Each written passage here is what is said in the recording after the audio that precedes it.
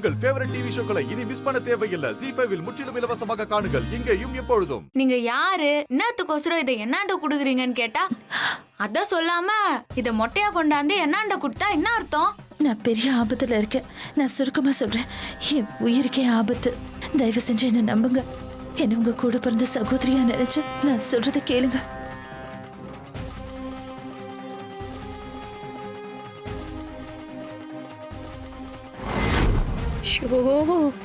இருக்கிற டென்ஷன்ல ஒரு ஐடியாவும் தோண மாட்டேங்குது. தம்பி, நீங்களாவது ஏதாவது சொல்லுங்களேன். நல்ல காலத்திலே எனக்கு தோணாது, இந்த மாதிரி சமயத்திலே தோண போகுது. எதுவும் தோணலக்கா. டேய், நீயாவது ஏதாவது சொல்லி தொலையேன். ஏமா கார் அவ எரிச்சிட்டா, நீங்க ஒரு வார்த்தை கூட கேட்கல. ஐடியாவை கேக்குறீங்க, போங்கம்மா. போடா. கார் போனதை பத்தியே பேசிட்டு இருக்க. அவர் வாய் திறந்தாருன்னா ஐயோ என்னாச்சு? அவர் வாய் திறந்து எல்லாத்தையும் சொல்லிட்டாரா? ஐயோ அத்தை, என்னாச்சு? எந்த பிரச்சனையும் இல்ல. இருக்கிற பிரச்சனை எல்லாமே முடிக்க ஒரு வழி யோசிச்சிருக்கேன். என்ன தம்மண்ணா, என்னன்னு சொல்லு, கொஞ்சம் சீக்கிரம் சொல்லு. சொல்றேன் அத்தை. அந்த பிளானை யோசிச்சது மட்டும் இல்ல, அதை எக்ஸிக்யூட் பண்ணவா ஆரம்பிச்சுட்டேன். என்னம்மா, என்ன பண்ண போற? இன்னும் கொஞ்ச நேரம் வெயிட் பண்ணுங்க. உங்க கண்ணுக்கு எதிர்க்க சில விஷயங்கள் நடக்கும். அதுக்கப்புறம் தலைக்கு வந்தது தலைப்பாகோட போயிடுச்சுங்கிற மாதிரி பிரச்சனை எல்லாம் காணாம போயிடும். ஷோ, சத்தியமா நீ என்ன சொல்றங்கிறது எனக்கு சுத்தமா புரியல. புரியும், கொஞ்ச நேரத்துல எல்லாமே புரியும். நீங்க கவலைப்படாம தைரியமா இருங்க. எல்லா பிரச்சனையும் நான் பாத்துக்கிறேன். எப்படி கவலைப்படாம இருக்கிறது? ஐயோ, கை காலெல்லாம் ஒரே தந்தி அடிக்குதே. ஐயோ, நான் இப்ப என்ன பண்ணுவேன்? எனக்கு ரொம்ப பயமா இருக்கே. ஐயோ,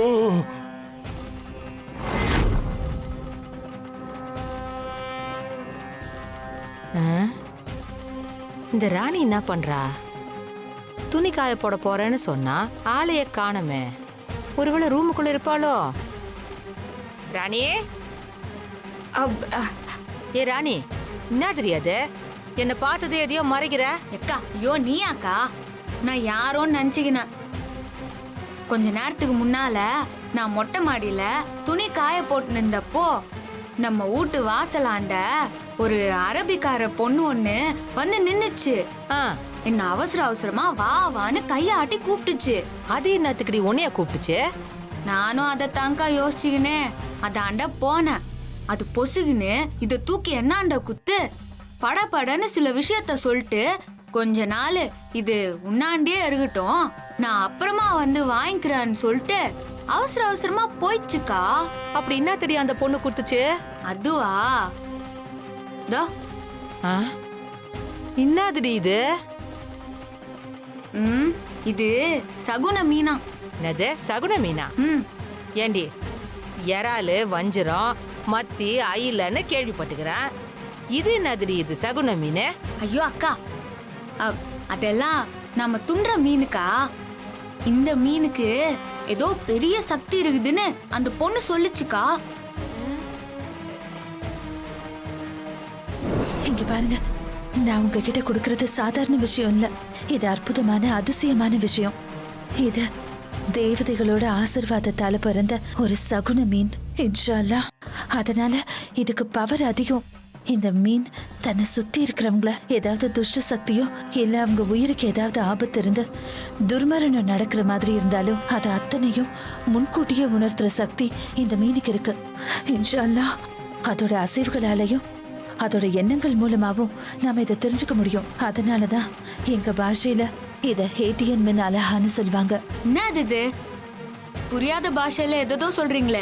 இது கடவுள் கொடுத்த பரிசுன்னு அர்த்தம். ஓ, அந்த மாதிரி அற்புதமான விஷயம் நிறைஞ்சதுதான் இந்த மீன். அவ்வளவு பெரிய சக்தி இருக்கிற இந்த மீனை உங்க கையில கொடுத்துட்டு போறேன். அந்த துஷ்டங்க கண்ணில் படுறதுக்கு முன்னாடி இது உங்க கையால வாங்கிக்கோங்க. இசை அப்படி பாஸ் இருக்கே மேடம் ஜி. ஏய், உனக்கு அறிவுக்குதாடி? யார் என்ன குத்தால வாயின் வந்து வச்சுக்குவியா? எக்கா, அந்த பொண்ணு பாக்க சொல்ல ரொம்ப நல்ல பொண்ணு மாதிரிதான் இருந்துச்சுக்கா. அது மட்டும் இல்லக்கா, இத அதாண்டு யாரோ புடிங்குன்னு போக பாக்குறாங்கன்னு சொல்லி அது என்னாண்ட இத குத்துச்சு. கொஞ்ச நாளைக்கு இது உன்னாண்டே இருக்கட்டும், நான் கண்டிப்பா திரும்ப வந்து வாங்கிக்கிறேன்னு சொல்லிட்டு நிக்காம ஓடி போயிடுச்சுக்கா. அப்படி என்னாடி அதிசயம் மீன்? காமி பாக்குறேன். இரு.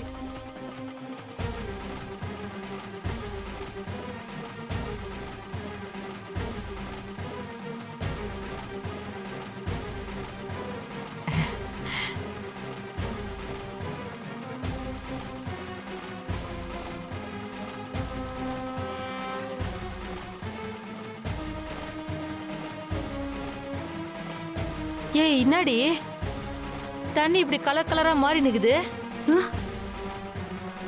ஒருத்தர் சாவறது முன்னாலேயே தெரிஞ்சுக்க முடியுமா என்ன?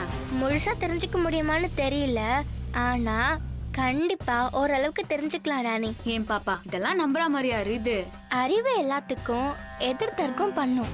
அனுபவம் அதோட பக்குவத்தை வச்சு அதுல இருக்க உண்மையை புரிஞ்சுக்க முயற்சி செய்யும்.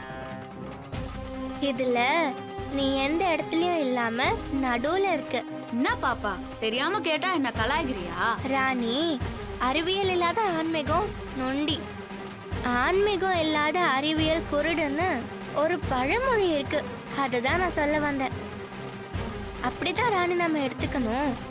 சொல்ல போனா உண்மையான ஆன்மீகமும் ஒரு அறிவியல் தான். ஏன் பாப்பா அதுல சாவுக்கான அறிகுறின்னு என்ன சொல்லிக்குது? நிறைய இருக்கு.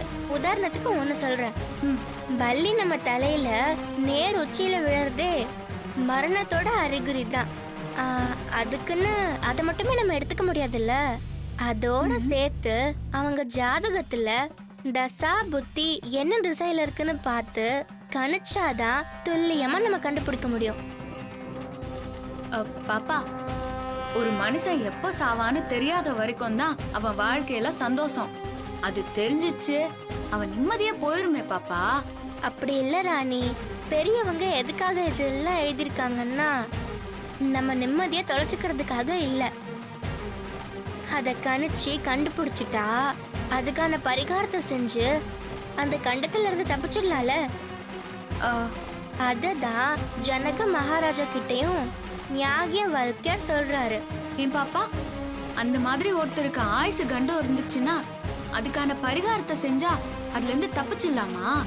ஆமா ராணி, அன்னைக்கு பொம்மி அம்மா அந்த யாகத்துல இருந்து வெளியே வராம இருந்திருந்தா, அந்த பரிகார யாகம் நல்லபடியா நடந்திருந்தா பொம்மி அம்மா இறந்திருக்க மாட்டாங்க.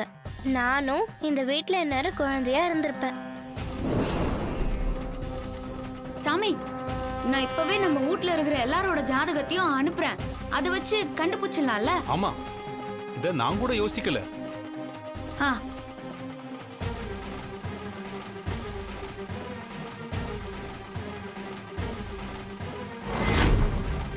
ஏன் தமனா, இந்த நர்ஸ வச்சு அவரை கொல்றதுனால நாம மாட்டிக்க மாட்டோமா?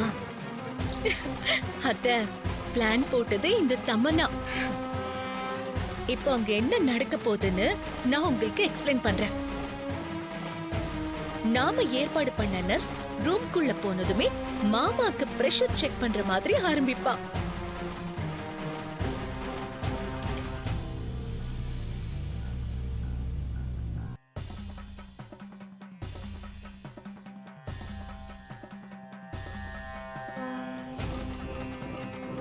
ஜீ5 ஆப்பை டவுன்லோட் செய்து அனைத்து எபிசோடுகளையும் இலவசமாக பாருங்க.